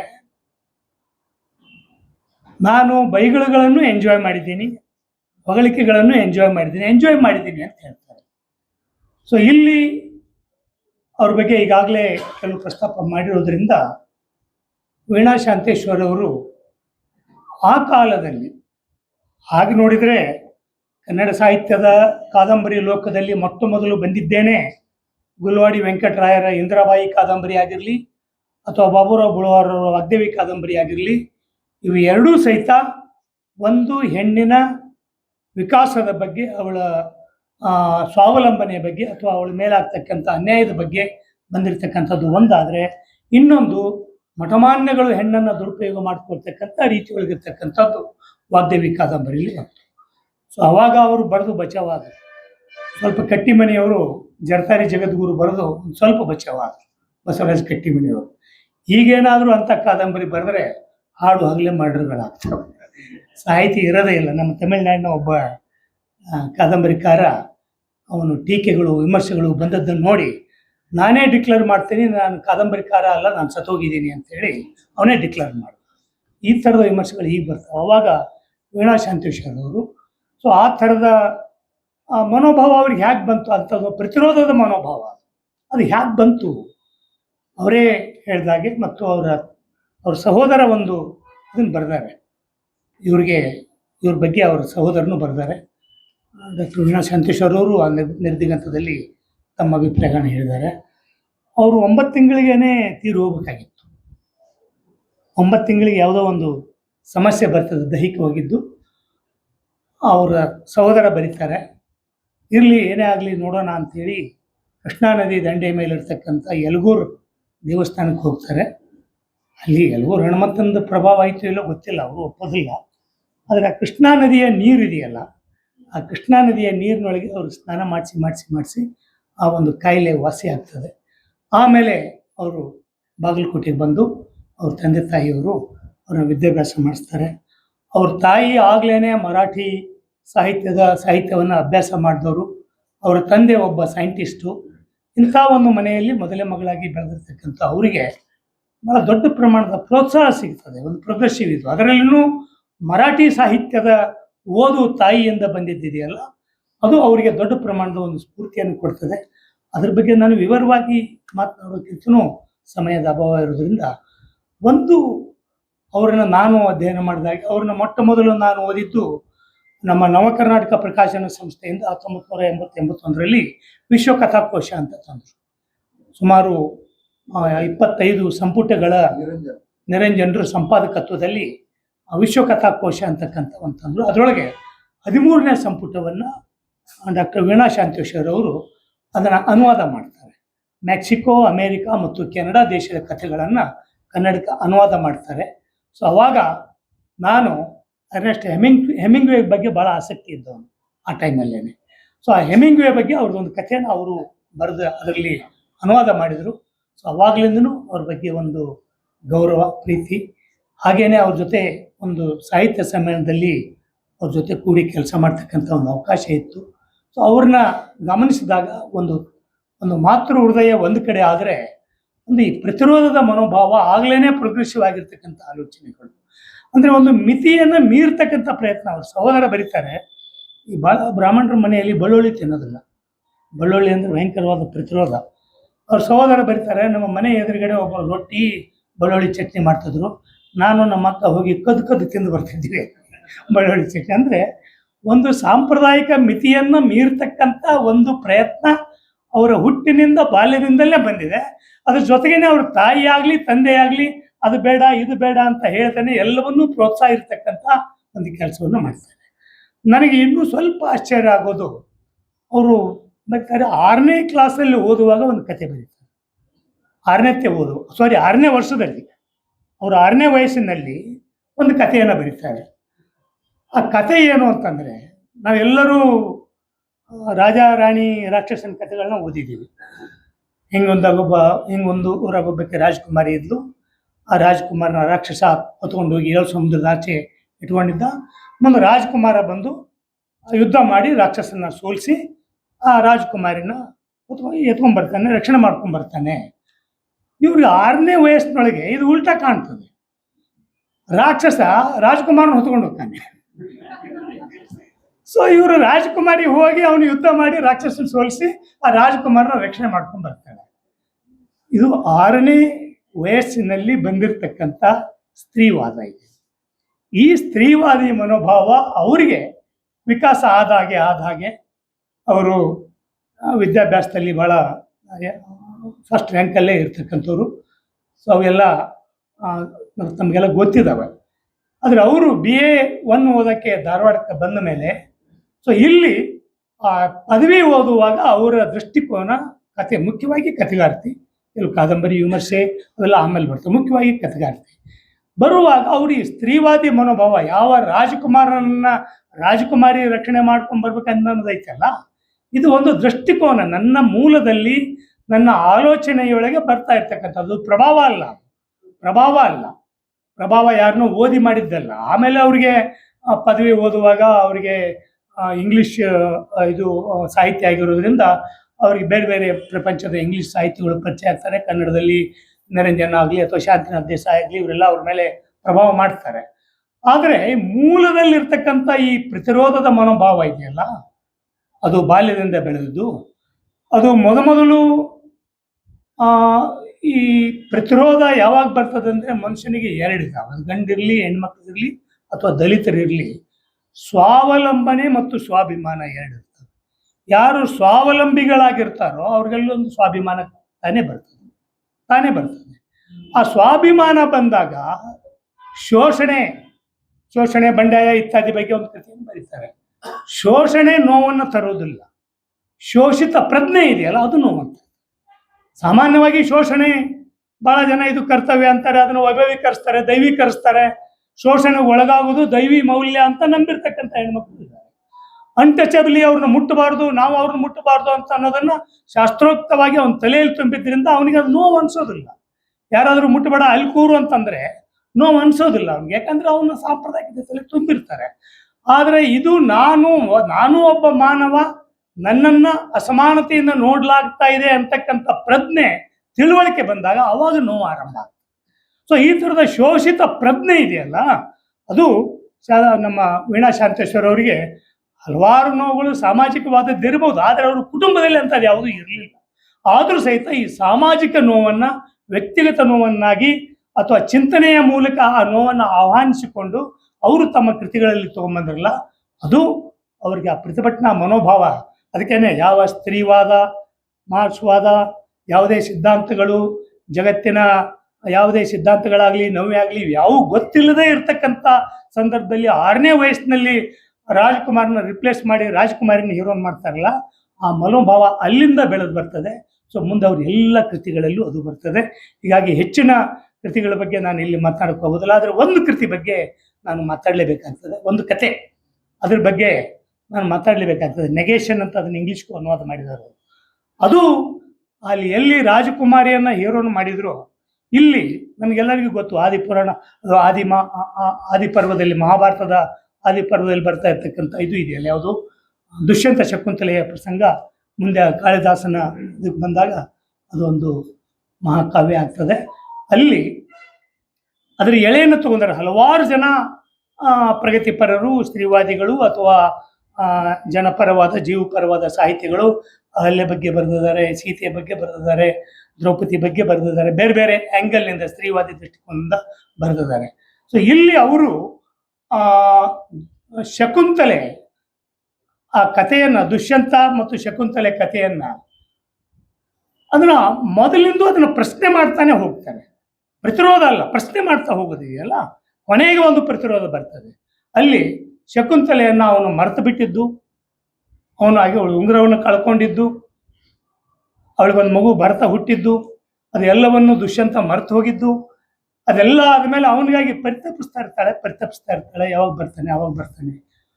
ಕೊನೆಗೆ ದುಷ್ಯಂತನಿಗೆ ಆ ಉಂಗುರ ಸಿಗ್ತದೆ. ಅದೆಲ್ಲ ತಮಗೆಲ್ಲ ಕತೆ ಗೊತ್ತಿದೆ. ಸಿಕ್ಕ ಮೇಲೆ ಅವನಿಗೆಲ್ಲ ನೆನಪಾಗಿಬಿಡ್ತದೆ, ಓಡಿ ಬರ್ತಾನೆ ನನ್ನ ಹೆಂಡತಿ ಇಲ್ಲಿ ಅಂತ. ಓಡಿ ಬಂದಾಗ ಮೂಲ ಪುರಾಣದಲ್ಲಿ ಭರತನ ಮೂಲಕ ಮತ್ತು ತಾಯಿ ಹತ್ರ ಬರ್ತಾರೆ ಮೂಲ ಕಥೆಯಲ್ಲಿ. ಆದರೆ ಅವರು ಸಂತೋಷಕ್ಕದೆ ಶಕುಂತಲೆ ಹೋಗ್ತಾಳೆ ಅರಮನೆಗೆ. ಹೋದಾಗ ದುಷ್ಯಂತ ಬಂದು ಶಕುಂತಲೆಯನ್ನು ಸೇರಬೇಕು ಅಂತ ಭಾಳ ಆಸಕ್ತಿಯಿಂದ ಬರ್ತಾನೆ ತನ್ನ ದೈಹಿಕ ಆಸೆಗಳನ್ನು ಪೂರೈಸೋಕ್ಕೆ. ಆವಾಗ ಶಕುಂತಲೆ ಹೇಳ್ತಾಳೆ, ಆ ಶಕುಂತಲೆ ಸತ್ತೋಗಿದ್ದಾಳೆ, ಈಗ ಭರತನ ತಾಯಿಯಾಗಿ ನಾನು ಇಲ್ಲಿ ಬಂದಿದ್ದೀನಿ. ಭರತನಿಗೆ ಒಂದು ಈ ವಂಶದ ಪರಂಪರೆಯನ್ನು ಮುಂದುವರ್ಸೋಕ್ಕೆ ಅವನ ಹಿತಕ್ಕಾಗಿ ನಾನು ಬಂದಿದ್ದೀನಿ ಹೊರತು, ನೀವು ಯಾವಾಗ ನನ್ನನ್ನು ಮರೆತರೋ ಅವಾಗೇ ನಾನು ನಿಮ್ಮಿಂದ ದೂರ ಆಗಿದ್ದೀನಿ ಅಂಥೇಳಿ ಆ ಒಂದು ಪ್ರತಿರೋಧವನ್ನು ತೋರಿಸ್ತಾಳೆ. ಅಂದರೆ ಎಲ್ಲ ಕಡೆ ಸ್ತ್ರೀವಾದ ಅದು ಯಾವುದೇ ರೀತಿ ಅಥವಾ ಕೆಲವು ಸಾಮರಸ್ಯದಲ್ಲಿ ಮುಗಿತವೆ, ಇಲ್ಲ ಆಯ್ತಮ್ಮ ನಾನು ಕ್ಷಮಿಸಿಬಿಡು ತಪ್ಪಾಯ್ತು ಅಂತ ಹೇಳಿದ ತಕ್ಷಣವೇ ಓಕೆ ದುಷ್ಯಂತ ಹೋಗಿ ನಡಿ ಅಂತ ಹೇಳ್ಬೋದು. ಆದರೆ ಇಲ್ಲಿ ಹಾಗಲ್ಲ, ದುಷ್ಯಂತನ ನಿರಾಕರಣೆ ಮಾಡ್ತಾನೆ, ನೆಗೇಷನ್. ಈ ನಿರಾಕರಣೆ ಮಾಡೋದಿದೆಯಲ್ಲ, ಸೊ ಆ ಕಾಲದಲ್ಲಿ ಆ ಒಂದು ಕಲ್ಪನೆಯನ್ನು ಇಟ್ಕೊಂಡು ನಿರಾಕರಣೆಯನ್ನು ಇವರು 1960-80 ಟೈಮಲ್ಲಿ ಅವರು ರೂಪಿಸ್ಕೊಂಡಿರ್ತಕ್ಕಂಥ ಒಂದು ಮನೋಭಾವ ಇದೆಯಲ್ಲ, ಸೊ ಅದನ್ನು ಮಾತ್ರ ನಾನು ಗಂಭೀರವಾಗಿ ಪರಿಗಣಿಸ್ತೀನಿ. ಯಾಕೆಂತಂದರೆ ನನ್ನ ಪ್ರಕಾರ ಅದೊಂದು ಫೌಂಡೇಶನ್. ಸ್ತ್ರೀವಾದಿಗಳು ಸ್ತ್ರೀವಾದ ಅಂತನ್ನೋದು ಮುನ್ನೆಲೆಗೆ ಬರೋಕ್ಕೆ, ಸೊ ಅಲ್ಲಿವರೆಗೂ ಬರ್ತಾ ಇರ್ತಕ್ಕಂಥ ಹಲವಾರು ಗಂಡಸರು ಇವರು ಬರೆದಿರ್ತಕ್ಕಂಥ ಒಂದು ಸಿಂಪತಿ ಸಾಹಿತ್ಯ ಅಥವಾ ಕೊಡಗಿನ ಗೌರಮ್ಮನ ಕಾಲದಿಂದಲೂ ಒಂದು ಪ್ರತಿರೋಧ ಇದ್ದೇ ಇದೆ, ಇಲ್ಲ ಅಂತ ಹೇಳೋದು. ಆದರೆ ಇಲ್ಲಿ ಬರೋದು ಒಂದು ತಾತ್ವಿಕವಾಗಿರ್ತಕ್ಕಂಥ ಪ್ರತಿರೋಧ ಇದೆಯಲ್ಲ, ಪ್ರಜ್ಞಾಪೂರ್ವಕವಾದಂಥ ಪ್ರತಿರೋಧ. ಇದು ಒಂದು ದೊಡ್ಡ ಫೌಂಡೇಶನ್ ಹಾಕ್ತು. ಆಮೇಲೆ ಅವರೇನೆ ಹಲವಾರು ಹೆಸರುಗಳನ್ನ ಗುರುತಿಸ್ತಾರೆ. ನೇಮಿಚಂದ್ರ, ಪ್ರತಿಭಾನಂದ ಕುಮಾರ್, ಈ ಥರದ ಇತ್ತೀಚಿನ ಎಲ್ಲ ಕಥೆಗಾರ್ತಿಯರನ್ನ ಅವರು ಗುರುತಿಸ್ತಾರೆ. ಸೊ ನನಗೆ ಹೇಳಬೇಕಾಗಿದ್ದೇನು ಅಂತಂದರೆ, ಕಾಲದ ಮೌಲ್ಯಗಳು ಅಂತ ಇರ್ತವೆ. ಕಾಲದ ಮೌಲ್ಯಗಳನ್ನು ಮೀರುವ ದಾರಿ ಇದೆ. ಆ ಕಾಲದ ಮೌಲ್ಯಗಳನ್ನು ಮೀರುವ ದಾರಿ ಅವಾಗ ಅವ್ರಿಗೆ ಭಾಳ ಜನ ಬೈತಾರೆ, ಇದೆಂತ ಇದು. ಯಾಕಂದರೆ ಒಂದು ಮಡಿವಂತಿಕೆಯ ಮನೋಭಾವ ನಾವು ಎಷ್ಟೇ ಮುಂದುವರೆದ್ರೂ ಸಹಿತ ಗಂಡ್ಮಕ್ಳಲ್ಲಿಯೂ ಗಂಡಿನ ಅಹಂ ಮೂಲಕ ಇರ್ತದೆ, ಹೆಣ್ಮಕ್ಳಿಗೆ ಅವ್ರ ಮೇಲೆ ಹೇರಿರ್ತಕ್ಕಂಥ ಸಂಪ್ರದಾಯದ ಕಾರಣಕ್ಕಾಗಿ ಆ ಒಂದು ಮಡಿವಂತಿಕೆ ಇರ್ತದೆ. ಸೊ ಅವಾಗ ಅವರು ಅದನ್ನು ಮೀರಿದ್ರಲ್ಲ, ಅವತ್ತಿನ ಕಾಲದ ಮೌಲ್ಯವನ್ನು ಮೀರಿದರು. ಸೊ ಇವತ್ತು ನನಗೆ ನೀವು ಕನ್ನಡದ ಒಬ್ಬ ನಟಿ ಮೊನ್ನೆ ಭಾವನಾ ಅಂತಕ್ಕಂಥ ಒಬ್ಬ ಹೆಣ್ಮಗಳು ಕೃತಕ ಗರ್ಭಧಾರಣೆಯಿಂದ ಮಗುವನ್ನು ಪಡೆದಳು. ಇದು ಇವತ್ತಿನ ಕಾಲದ ಮೀರುವಿಕೆ. ಹಾಗೇನೆ ನೀನಾ ಗುಪ್ತಾನಂತವ್ರಾಗ್ಲಿ ಈ ಥರದವರೆಲ್ಲ ಹೇಳಿದರು, ಅಯ್ಯೋ ನನಗೆ ಮಕ್ಕಳು ಬೇಕ್ರಿ, ಗಂಡ ಬೇಡ. ಇದನ್ನು ಇವತ್ತಿನ ಪುರುಷ ಸಮಾಜ ಹೆಂಗೆ ತಗೋತದೋ ಏನೋ ಗೊತ್ತಿಲ್ಲ ನನಗೆ, ಅಥವಾ ಸಾಂಪ್ರದಾಯಿಕ ಮನಸ್ಸುಗಳು ಹೇಗೆ ತಗೋತಾವೋ ಗೊತ್ತಿಲ್ಲ. ಆದರೆ ಅದು ಅವಳ ಆಯ್ಕೆ. ನೀವು ಅವಳ ಜೈವಿಕತೆಯನ್ನಾಗಲಿ ಅಥವಾ ಪುತ್ರಿ ಅಂದರೆ ಮಗು ಮಾಡ್ಕೊಳ್ತಕ್ಕಂಥ ಹಕ್ಕನ್ನಾಗಲಿ ನಿರಾಕರಿಸೋಂಗಿಲ್ಲ. ಆದರೆ ಗಂಡನ ಆಗಲೇಬೇಕು ಅಂತ ಅನ್ನೋದು ಇದೆಯಲ್ಲ, ಅದನ್ನೇ ಒಪ್ತೀರಾ ಬಿಡ್ತೀರಾ?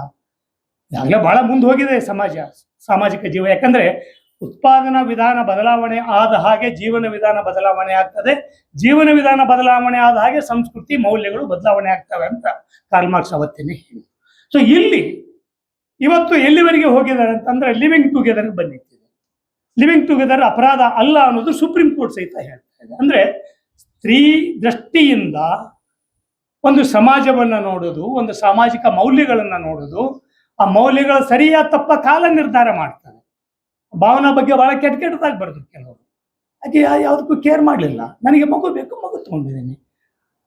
ಆ ಕಾರಣಕ್ಕಾಗಿ ವೀಣಾ ಶಾಂತೇಶ್ವರ್ ಅವರು ಶಕುಂತಲೆಯ ಮೂಲಕ ಎತ್ತಿರ್ತಕ್ಕಂಥ ಪ್ರಶ್ನೆಗಳು ಗಂಡನನ್ನ ಒಬ್ಬ ಪುರುಷನನ್ನಾಗಿ ನಿರಾಕರಣೆ ಮಾಡೋದಿದೆಯಲ್ಲ, ಅದು ಆ ಕಾಲದಲ್ಲಿ ಅವ್ರು ಮಾಡಿದ್ದು. ಅದು ಬೆಳೆದು ಅಂದರೆ ಸಾಮಾಜಿಕ ವಿಕಾಸ ಇರ್ತದೆ, ಮನೋವಿಕಾಸ ಇರ್ತದೆ.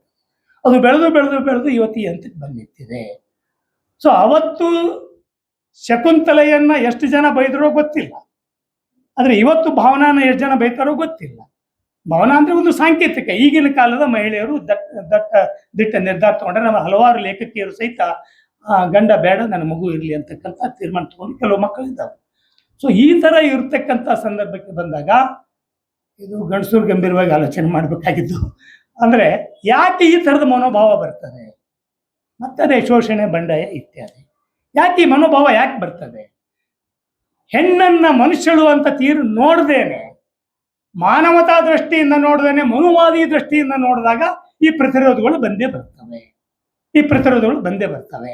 ಅಂಥ ಒಂದು ಪ್ರತಿರೋಧಕ್ಕೆ ದೊಡ್ಡ ಒಂದು ಅಡಿಪಾಯವನ್ನು ಆ ಕಾಲದಲ್ಲಿ ಹಾಕಿರ್ತಕ್ಕಂಥ ವೀಣಾ ಶಾಂತೇಶ್ವರ್ ಅವರು ತಮ್ಮ ಎಲ್ಲ ಕಥೆಗಳ ಮೂಲಕ, ಕಾದಂಬರಿಗಳ ಮೂಲಕ, ಲೇಖನಗಳ ಮೂಲಕ ಈ ಒಂದು ಮನೋಭಾವವನ್ನು ಬೆಳೆಸೋಕ್ಕೆ ಅವತ್ತಿನ ಆರಂಭಿಕ ಕಾಲದಲ್ಲಿ ಕೆಲಸವನ್ನು ಮಾಡಿದ್ದಾರೆ. ಮತ್ತು ಇವತ್ತಿಗೂ ಅದೇ ಥರದ ಒಂದು ದಿಟ್ಟ ನಿಲುವಿನಿಂದ ಅವರು ಈ ಕೆಲಸವನ್ನು ಮಾಡ್ತಾ ಇದ್ದಾರೆ. ಸೊ ಈ ಥರದ ಒಂದು ನಾವು ಹೇಳ್ತೀವಲ್ಲ, ಕಣ್ಣು ತೆರೆಸಿದ ಕವಿ, ವಿವೇಕ ಭರಿಸಿದ ಕವಿಗಳು, ಸಾಹಿತಿಗಳು, ಕಣ್ಣು ತೆರೆಸಿದವರು. ಸೊ ಆ ಥರದೊಳಗೆ ಒಂದು ಸ್ತ್ರೀ ಪ್ರಜ್ಞೆಯೊಳಗೆ ದಲಿತ ಪ್ರಜ್ಞೆ, ಶ್ರಮಿಕ ಪ್ರಜ್ಞೆ, ಸ್ತ್ರೀ ಪ್ರಜ್ಞೆ, ಇವತ್ತು ವಸಾಹತು ಪ್ರಜ್ಞೆ ಅಂತಲೂ ಸೇರಿಸ್ಕೋಬೇಕಾಗ್ತದೆ. ನಾವು ವಸಾಹತು ಪ್ರಜ್ಞೆ ಅಂದರೆ ನಾವು ಇಲ್ಲಪ್ಪ ಅಮೇರಿಕ ಇರಾನ್ ಮೇಲೆ ಏನೋ ಯುದ್ಧ ನಡೀತಾ ಇದೆ, ಅದು ನಮ್ಗೊಂದು ಸಂಬಂಧ ಇಲ್ಲ. ಇನ್ನು ಕೆಲವ್ರು ಹೇಳ್ತಾರೆ ಸಾಬರು ಹೊಡಿತಿದ್ದಾರೆ ನೋಡಿ ಬಿಡು. ಆದರೆ ಇವತ್ತು ನಮ್ಮ ಮನೆಗೆ ಗ್ಯಾಸ್ ಟ್ರಬಲ್ ಆಗಿದೆಯಲ್ಲ, ಅಲ್ಲಿ ಯುದ್ಧ ನಡೆದ್ರೆ ನಮ್ಮ ಮನೆಗೆ ಗ್ಯಾಸ್ ಟ್ರಬಲ್ ಸ್ಟಾರ್ಟ್ ಆಗಿದೆ. ಅಂದರೆ ಇವತ್ತು ಇಂಟರ್ ಡಿಪೆಂಡೆಂಟ್ ವರ್ಲ್ಡಲ್ಲಿ ನಾವು ಆ ಒಂದು ಪ್ರಜ್ಞೆಯನ್ನು ಬೆಳೆಸ್ಕೋಬೇಕಾಗ್ತದೆ, ವಿಶ್ವ ಮಾನವ ಪ್ರಜ್ಞೆಯನ್ನು ಬೆಳೆಸ್ಕೋಬೇಕಾಗ್ತದೆ. ಹಾಗೆ ಆ ಸ್ತ್ರೀ ಪ್ರಜ್ಞೆ ಅನ್ನೋದನ್ನು ಅವರು ತಮ್ಮ ಕೃತಿಗಳ ಮೂಲಕ, ಕಥೆಗಳ ಮೂಲಕ ಕೊಟ್ಟು ಒಂದು ಆಲೋಚನಾ ವಿಧಾನವನ್ನು ಬೆಳೆಸಿದ್ದಾರೆ. ಅಂಥವರಿಗೆ ಡಾಕ್ಟರ್ ಗುರ್ಲಿಂಗ್ ಕಾಪ್ಸೆ ಅವರು ಅವ್ರ ಪ್ರಶಸ್ತಿಯನ್ನು, ಅವರ ದತ್ತಿ ಪ್ರಶಸ್ತಿಯನ್ನು, ಅವ್ರ ಹೆಸರಿನ ಪ್ರಶಸ್ತಿಯನ್ನು ಕೊಟ್ಟಿದ್ದಕ್ಕಾಗಿ ಸಮಿತಿಗೆ ಧನ್ಯವಾದಗಳನ್ನ ಹೇಳ್ತೇನೆ. ಸ್ವೀಕರಿಸ್ತಕ್ಕಂಥ ಡಾಕ್ಟರ್ ವೀಣಾ ಶಾಂತೇಶ್ವರ್ ಅವ್ರಿಗೂ ಸಹಿತ ಧನ್ಯವಾದಗಳನ್ನ ಹೇಳ್ತೇನೆ. ನೀವು ಇನ್ನೂ ಇವತ್ತಿನ ಸಂದರ್ಭಕ್ಕೆ ಹೊಸ ರೀತಿಯ ಆಲೋಚನೆಗಳನ್ನು ನಿಮ್ಮ ಕೃತಿಗಳಿಂದ ಬರಲಿ ಅಂತ ಕೇಳ್ತೇನೆ. ಎರಡನೇದಾಗಿ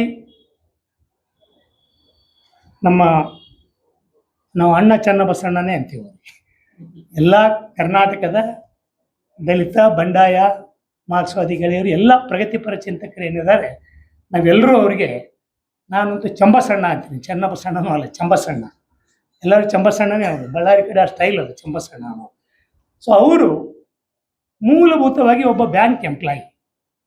ಒಬ್ಬ ಬ್ಯಾಂಕ್ ಎಂಪ್ಲಾಯಿ ಆಗಿ ಲೋಹಯವಾದಿ ಚಿಂತನೆಗಳಿಂದ ಪ್ರಭಾವಿತರಾದವರು.